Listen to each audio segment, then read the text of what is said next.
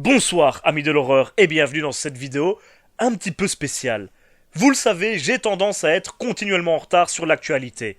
Par exemple, j'ai sorti une vidéo spéciale Saint-Valentin une semaine après le jour de la fête. Et je vais donc faire pareil pour la journée de la femme. Mais après tout, est-ce si important de respecter le calendrier? Et si l'on y pense bien, ne devrait-ce pas être tous les jours le jour de la femme? Et enfin, qu'est-ce que le temps? Qui sommes-nous? Et où vais-je? Avec cette intro décidément beaucoup trop longue. Je ne sais pas. Bref, pour l'occasion, j'ai décidé de revenir sur les 10 personnages féminins les plus badass du cinéma d'horreur, selon moi. Car malgré tout ce que l'on peut reprocher à ce sous-genre, il nous a quand même gâté au niveau personnage féminin fort, plus que la plupart des autres sous-genres du cinéma. Laissez-moi vous le dire, oui, je m'insurge. Je le répète, ce sera purement subjectif, donc n'hésitez pas à me donner votre propre classement, je suis assez curieux de le voir. Et par contre, je préfère vous prévenir, je risque de spoiler, je vais pas prendre de pincettes. Donc venez pas pleurer, ouin, tu spoil, alors que je vous parle de films qui sont sortis il y a 25 ans. Voilà, je vais me permettre de spoiler un petit peu pour parler des personnages, mais on restera très en surface, voilà. Il y aura pas de twist final révélé, à moins que... Enfin soit, je parle beaucoup trop, passons directement à ce fameux top 10. Et commençons avec la 10e position.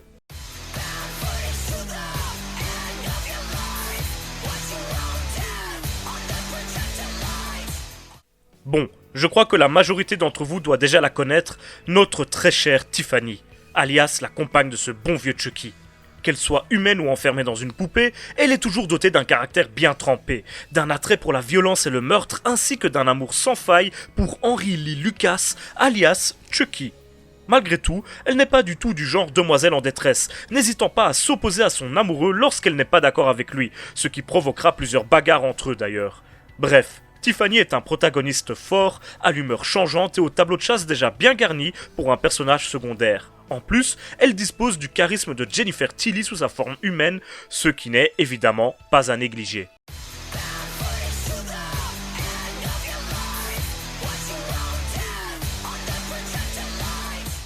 Asami est sans conteste un personnage moins connu du grand public que Tiffany, mais il n'empêche qu'elle avait complètement sa place dans ce top. Elle apparaît dans le film Audition de Takashi Miike, où elle joue une jeune fille en apparence innocente qui participe à un prétendu casting de cinéma, dont le vrai but est de trouver une petite amie au producteur, veuf. Mais sous ses airs d'ange, Asami est une redoutable chasseuse d'hommes, marquée à vie par les mauvais traitements de la gente masculine qu'elle a pu croiser dans le passé.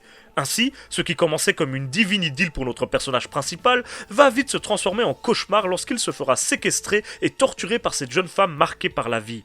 Asami a une personnalité bien écrite et un sacré style dans sa manière de faire souffrir ses victimes, elle gagne ainsi automatiquement le droit de figurer dans ce top ô combien prestigieux.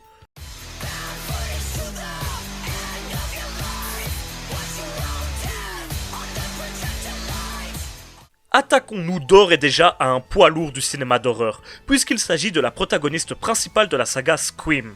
Sidney Prescott, qui était au départ une jeune fille fragile à la vie guère évidente depuis le meurtre de sa mère, sera marquée par les agissements de 2 tueurs qui massacreront tout son cercle social et qui se révéleront être en réalité son petit ami et l'un de ses meilleurs copains. Et ces événements sordides se reproduiront encore 3 fois, chacun étant étroitement lié à sa famille ou son cercle d'amis.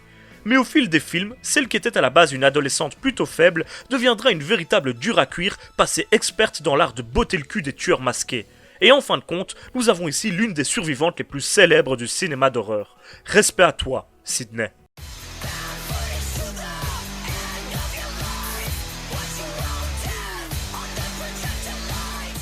Qui ne se souvient pas de cette danse caniculaire dans l'incroyable Une nuit en enfer de Robert Rodriguez? Le charisme de Salma Hayek, combiné à la sauvagerie de son personnage, nous ont donné une séquence tout simplement devenue culte. Et bien sûr que notre reine de la nuit avait sa place qui l'attendait dans son classement, car ne vous laissez pas berner par sa beauté, elle cache une véritable force et surtout un visage reptilien des plus terrifiants. Elle n'hésitera pas à vous croquer si vous n'êtes pas sur vos gardes. De plus, vous pourrez retrouver une version transformée de son personnage dans la série Une nuit en enfer où elle est moins méchante et surtout plus importante pour le récit.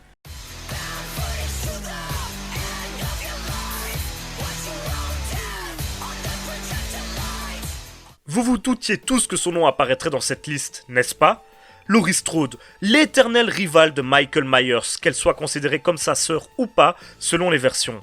Peu importe les timelines, Laurie a toujours été une ennemie de taille pour le terrible boogeyman de la saga Halloween, même si, comme pour Sydney, elle a commencé par être plutôt une adolescente fragile. Mais que ce soit dans 20 ans après ou surtout dans la version de 2018, nous avons droit à une véritable combattante entraînée et prête à affronter à nouveau le tueur, dans le but de l'éliminer une bonne fois pour toutes. Et laissez-moi vous dire qu'elle arrive à lui botter le cul quelquefois, au Michael. Juste pour ça, elle devait obligatoirement figurer dans mon classement.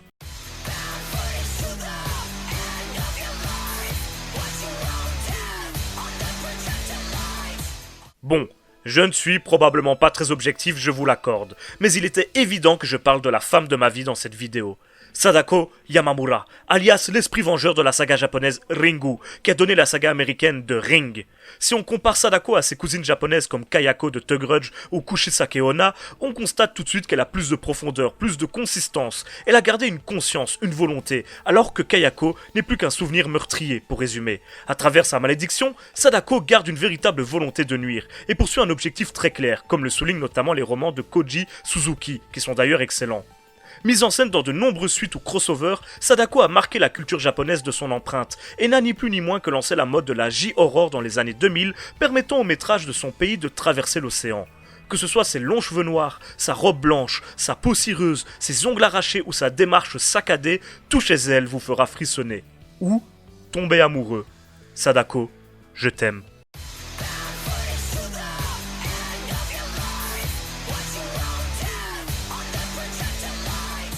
A la base, Tanjina ne figurait pas dans mon top 10, mais plutôt dans mon top 20 que j'avais fait initialement. Mais après réflexion, j'ai estimé qu'elle méritait sa place dans cette vidéo. Elle apparaît dans la saga Poltergeist, où elle vient d'aider une famille harcelée par des esprits d'outre-tombe, aidée en cela par ses dons de médium. Ce qui frappe chez elle, c'est son extravagance et son look particulier. Elle est toute petite, avec une voix geignarde et assez agaçante, pour tout vous dire, le visage dissimulé par d'énormes lunettes. Mais son aide et ses connaissances seront très précieuses, de même que son courage. Elle ne se laissera pas démonter par leurs terrifiants adversaires.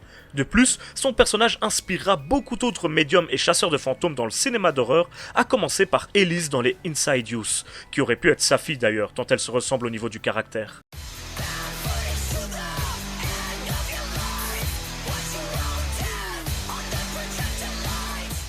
Place à l'une des héroïnes vengeresses les plus dures du cinéma d'horreur.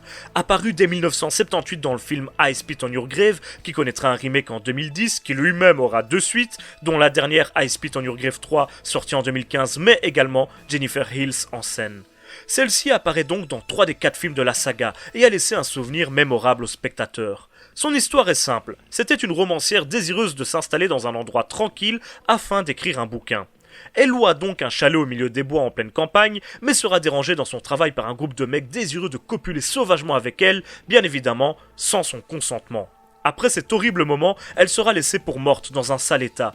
Mais Jennifer Hills reviendra, avec un désir de vengeance insatiable, qui lui fera faire subir les pires sévices à ses tortionnaires. Une démarche qu'elle continuera plus ou moins dans le 3, détestant de plus en plus les hommes qui violentent les femmes, devenant presque un genre de terrifiante justicière, arpentant les rues à la recherche d'un bourreau à émasculer.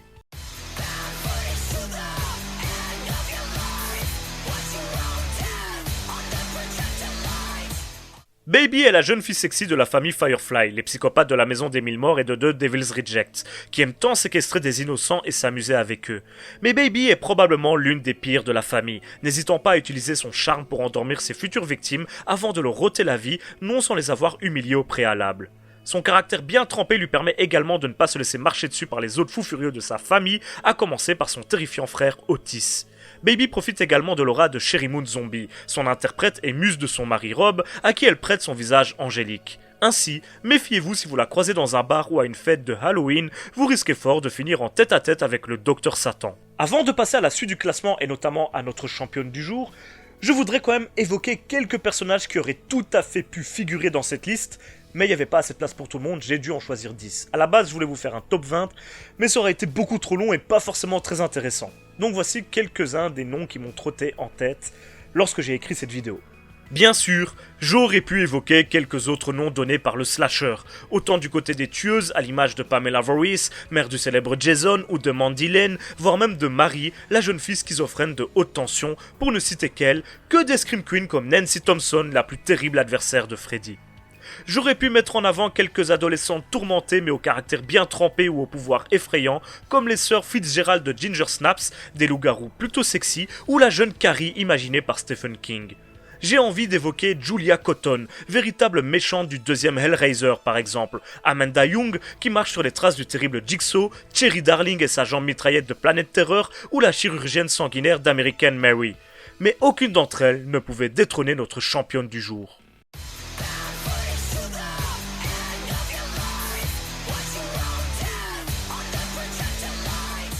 Sincèrement, qui pouvais-je mettre d'autre en tête de ce classement ? Ripley, qui a survécu à tellement d'aventures, de combats contre les terrifiants xénomorphes, qui s'est tellement endurci au fur et à mesure des films.